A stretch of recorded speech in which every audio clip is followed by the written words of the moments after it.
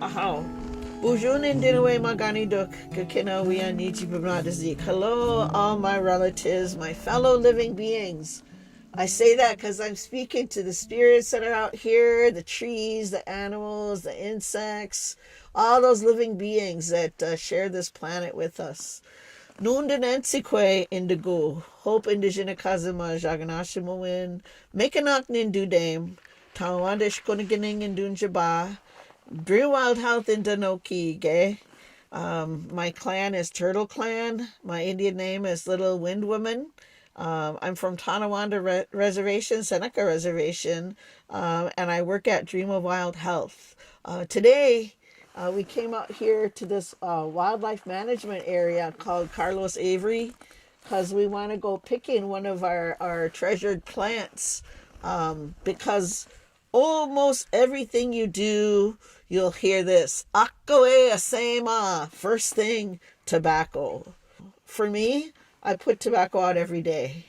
And I say my thank yous, my many miigwetches. When we're in a state of gratitude, our life is better because we remember to be thankful for food, for medicine, for water, for breath, for a place to stay, for these clothes, for everything that we have, we're given our thank yous. And that's how this tobacco is used. So if you're going to ask an elder or someone, you want to ask for something, you release your tobacco. So you say it this way. Niwe pagadana sema adapanamawashin. I'm going to release this tobacco. Please accept it from me, or just accept it from me. So today we're going to be learning how to make mitigo Asemaa. That means stick tobacco. There's different kinds of tobacco. I know we'll get more into that later. Around here, what I usually see used by traditional folks is either the red willow tobacco, blends with red willow in them, because families would have family blends where families would say, oh, gee, this is my family blend, including red willow and usually bearberry and then whatever other plants that were helpful, like used as a medicine or as in some way connected to that family.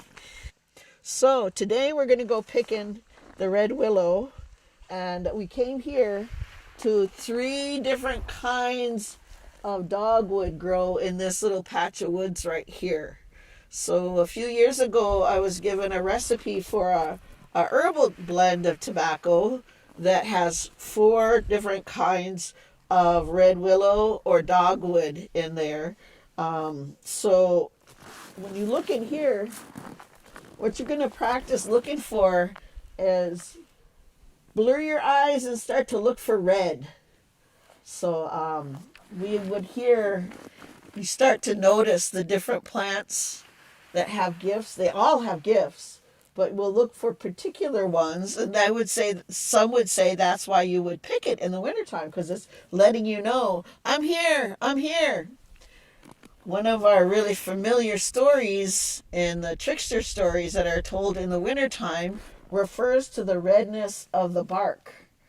So when you see that, you might think of that as the blood of the trickster. So that's where one of those stories comes from. You can't tell those stories when it's summertime or springtime or fall time. You only tell those stories in the winter. The concept of tobacco is really kind of different than in what you think about in the larger society. Back in the day, we were always looking at when you go for healing, how do you work with the healing? And part of it is how do you get the medicine into your body? So one of the ways of getting the medicine into your body is inhaling that medicine. So you could put it on the hot rocks in the sweat, or maybe you're taking it in through the opwagan, the pipe, or you're taking in the medicine from the plants in some way into your body. And there's different ways that people did that. Eat it, like food is medicine, right? Or drink it as a tea. So a lot of our teas are that way. We had enemas back in the day. We had tattooing to get medicine into your body. But one of our ways is to always, like, before you do anything, practically anything, you always want to offer your tobacco. You want to have your tobacco, mostly people will say in your left hand because it's close to your heart. But that's up to your family. Always ask your family, how do we do it? So right here, we're at Carlos Avery. This is a wildlife management area where we can go picking. And if you scan off, what you want to do is start to get your eyes and your mind ready to notice where the plants are and how they're different. In the wintertime, it's hard to do sometimes because there's no leaves or flowers, or even a lot of times there's none of the fruits that'll show you this is who I am.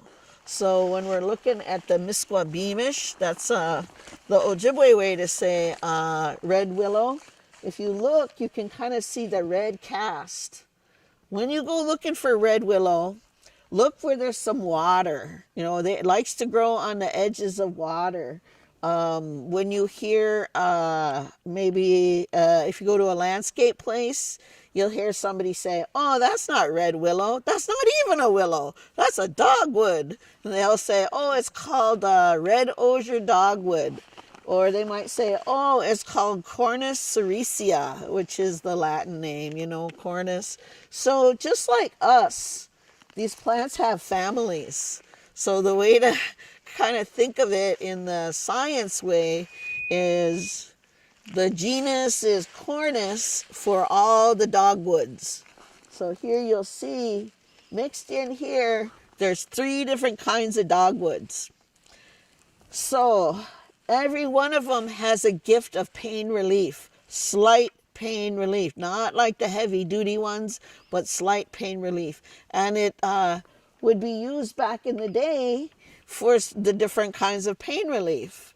So in the different tribes in this area of the country, everybody used like the Dakota folks, the Lakota folks, Ojibwe folks, the Cree folks, even the Six Nations folks would sometimes use the red willow as the offering. So today we're going to go and pick some red willow.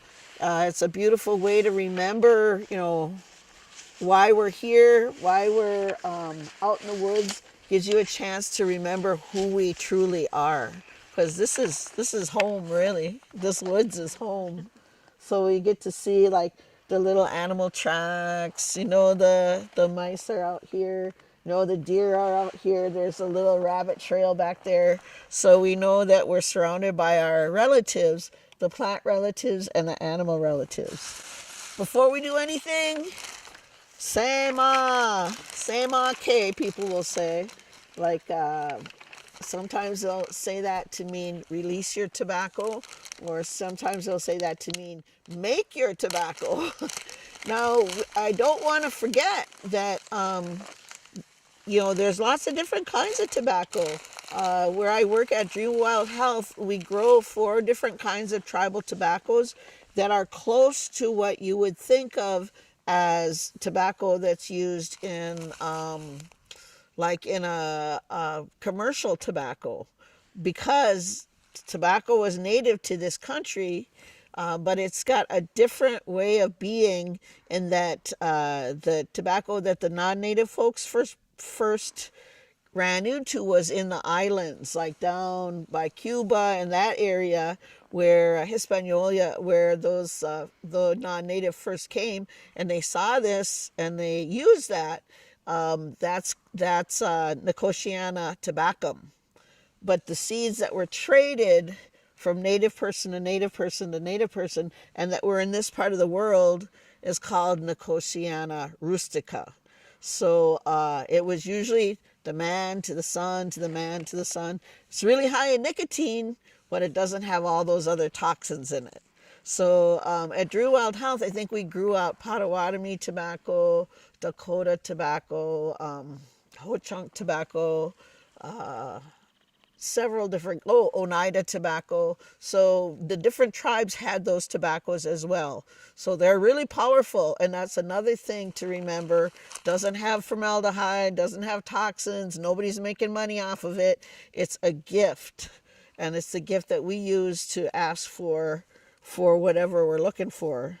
So right here, this time of year, I've been making tobacco, and you'll hear elders like me, they'll say, After the last thunder and before the next thunder, you'll hear that often. Go by your family, because if your family says, "Oh no, we pick it in the summertime," then that's what you'll have to do. Go by how your family does it. How Gino in? Let's go walking in the woods and go look for what we can find.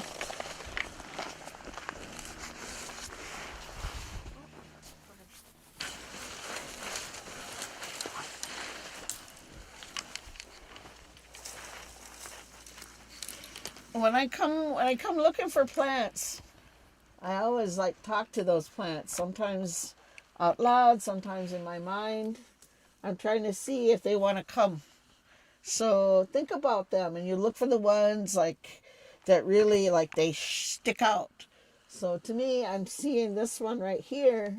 It looks pretty shiny. It's pretty straight.